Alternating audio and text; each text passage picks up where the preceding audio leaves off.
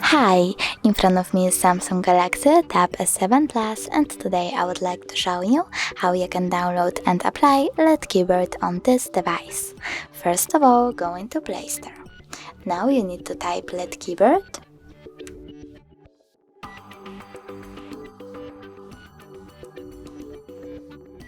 and download this app from this developer. Then open it.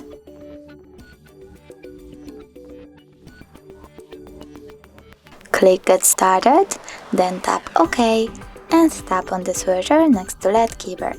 Choose OK again. Click on Input Options, and over here you need to select LED keyboard one more time. Now pick one of the options and select keyboard that you like the best. I will go with that one, so I have to click on it, close an ad, and choose Get Theme. So now when I go back, I can see that theme of my keyboard has changed. Thanks so much for watching. If you enjoyed this video, don't forget to leave a like, comment and subscribe. Bye!